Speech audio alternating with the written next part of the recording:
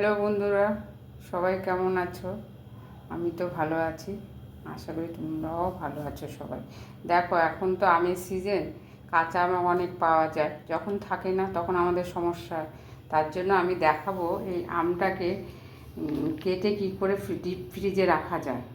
হ্যাঁ, আমটা ছোলার আগে, খোসা ছাড়ানোর আগে ভালো করে ধুয়ে নিতে হবে। তারপর কিন্তু পরে আর জলে দেওয়া যাবে না, একবার খোসা ছাড়ানো হয়ে গেলে সেটা জলে দেওয়া যাবে না। তারপরে কেটে দেখাচ্ছি আমি কীরকম হয়। দেখো, আমি কেটেছি, কেটে না এই রকম হয়েছে। এইভাবে আমি এইভাবে কেটেছি, তোমরা অন্যভাবে কাটলে তোমরা অন্যভাবে লম্বা করে কাটতে পারো। আমার এভাবে সুবিধা হয় তাই আমি এভাবেই কেটেছি। এটাকে আমি এবার ফ্রিজে রাখবো, ডিপ ফ্রিজে 3 ঘন্টা রেখে দেবো। রেখে দিয়ে আমি পরে নিয়ে আসছি এটা কীরকম হবে দেখতে, আর কি করে রাখতে হবে তোমাদের বলে দেবো। দেখো, আমি বলেছিলাম না আম কেটে ডিপ ফ্রিজে রাখবো। ওই দেখো, ডিপ ফ্রিজে রাখার পর আমি নিয়ে এসেছি।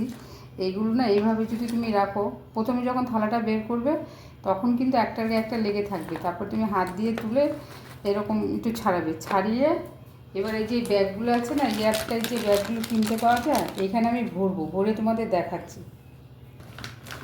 দেখো, আমি এয়ারটাইট প্লাস্টিকে এটাই ভরেছি।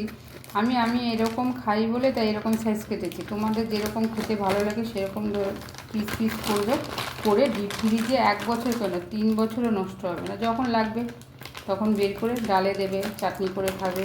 এটা খুব মানে উপকার হয় করে রাখলে আগে থেকে আর কি। ঠিক আছে, ভালো থেকো সবাই, সুস্থ থেকো। দেখো, এরকমই থাকবে, ডিপ ফ্রিজে রাখবে। হ্যাঁ, ঠিক আছে, টাটা।